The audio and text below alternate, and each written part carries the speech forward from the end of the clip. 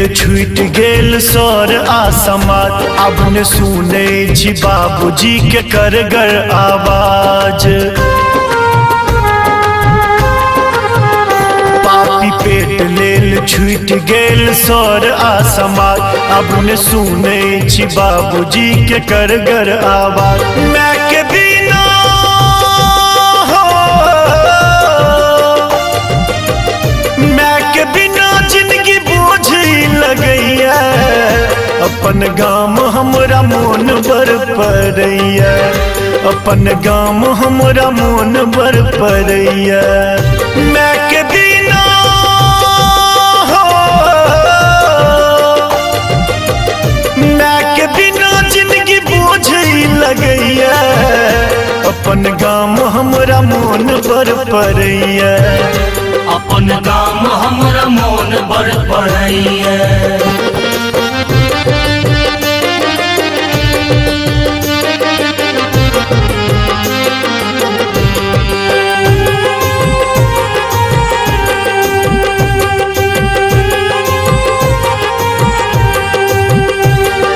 कतौ ने भेटैया पटुआ गेनहारी। कतौ ने भेटैया पटुआ गेनहारी।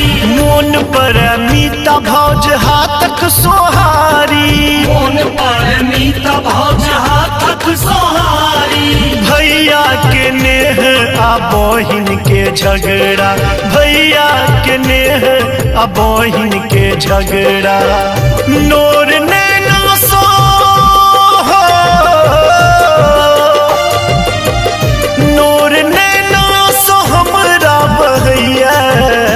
अपन गाम हमरा मोन बर पड़ैया। अपन गाम हमरा मोन बर पड़ैया। अपन गाम हमरा मोन बर पड़ैया।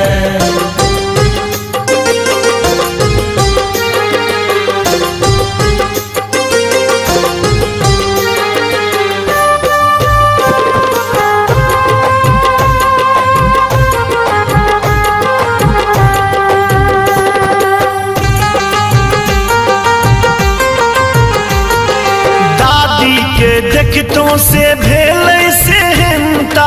दादी के देखतों से भेल सेहनता। बाबा बीमार रहत लागल चिंता। बाबा बीमार रहत लागल चिंता। खटनी के थकनी में डूबल ई जीवन। खटनी के थकनी में डूबल ई जीवन। दिव्या जेना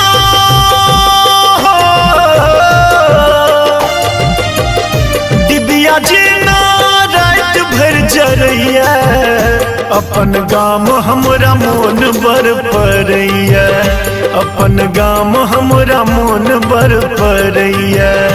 अपन गाम हमरा मोन बर पड़ैया।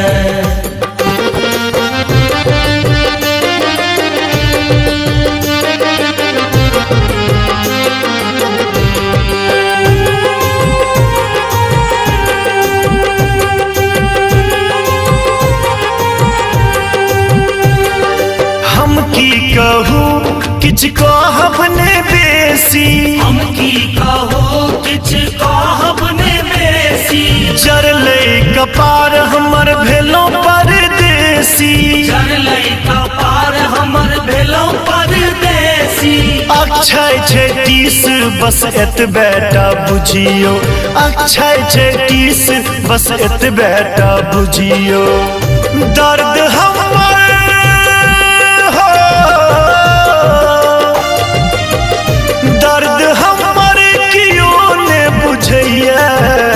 अपन गाम हमरा मोन बर पड़ैया। अपन गाम हमरा मोन बर पड़ैया। अपन गाम हमरा मोन बर पड़ैया। अपन गाम हमरा मोन बर पड़ैया।